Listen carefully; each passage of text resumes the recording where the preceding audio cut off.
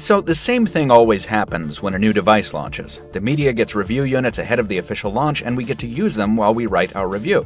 Then the press embargo lifts, every outlet posts their reviews and videos at the same time, writers and commenters go back and forth, and it's a huge frenzy of opinion and buzz for about a day, and then it all goes away.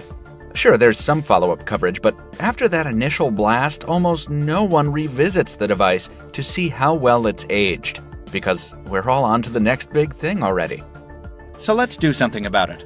Let's take another gander at a smartphone that some might say hasn't even gotten off the ground yet. I'm Michael Fisher, this is the Samsung ATIV S, and this is episode 16 of Pocket Now's After the Buzz.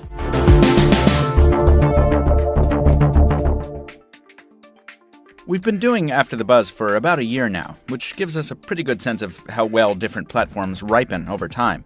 With a larger ecosystem, more visibility, and near constant stability on most devices, Windows Phone 8 appears to be aging like a fine wine. And the ATIV S hardware continues to prove itself a good match for Microsoft's Underdog OS. The problem, at least here in America, is that no one knows what this device is, because it's not currently offered by any major carrier.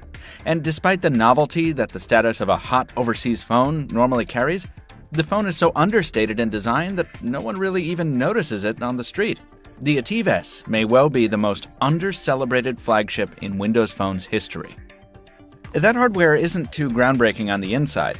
As we told you in our full review in December, the 1.5 GHz Qualcomm S4 SoC, 1 GB of RAM, HSPA, Bluetooth 3.0, NFC, and 16 gigs of onboard storage are all pretty vanilla by Windows Phone standards, though the ATIV S stood out then and continues to stand out, thanks in part to its large 4.8-inch Super AMOLED display, microSD support, and a removable 2300 mAh battery. That makes it a lot more versatile than the Lumia 920 and HTC 8X, the devices comprising the bulk of its competition. Since the landscape hasn't changed much since December, the ATIV S continues to dominate the Windows Phone 8 space in terms of sheer specs and adaptability. Unfortunately, the phone is covered in a thick sheath of unimposing normalcy that obscures those powerful innards.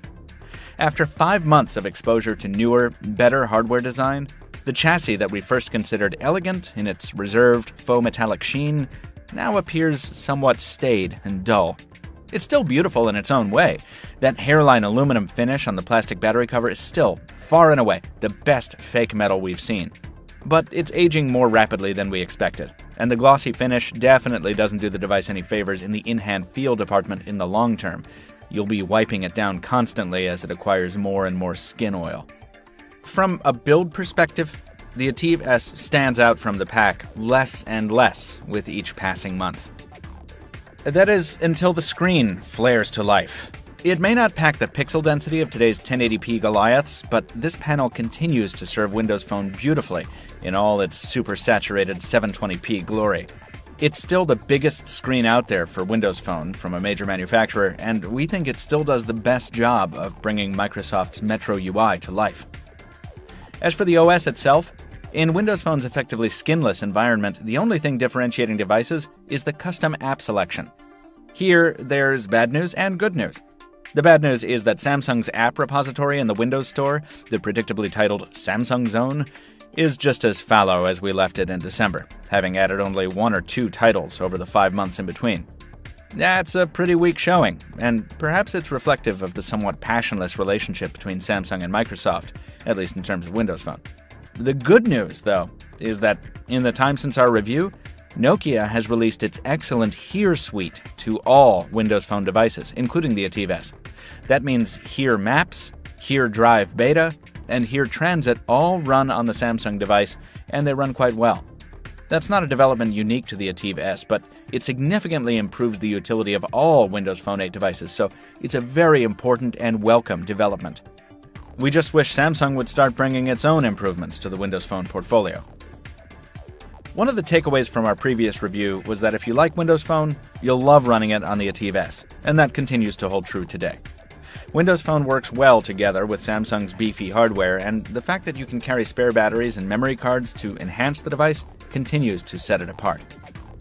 Our GTI 8750 version of the Ativ S doesn't pack LTE, but we're not going to dock points for that, as we're sure the American carrier version will, assuming it ever lands on US shores.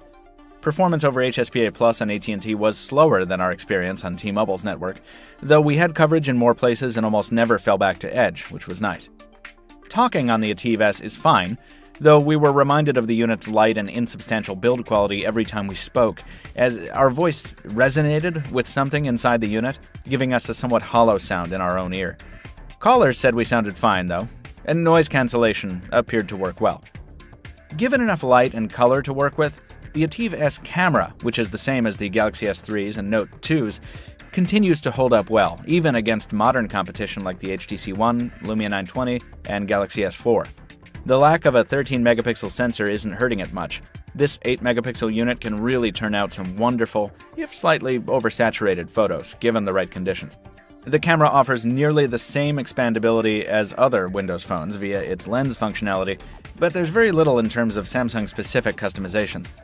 Overall, the camera module continues to do well, despite being over a year old.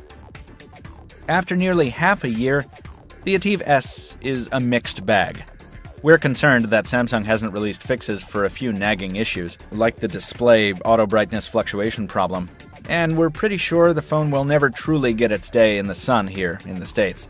Even if the rumor of Sprint picking it up as one of its first Windows Phone 8 smartphones is true, it'll be an older device on a third-place network. That's not a recipe for a blockbuster that lasts. It's a momentary stay of execution for a could-have-been superstar about to be relegated to the mid-range.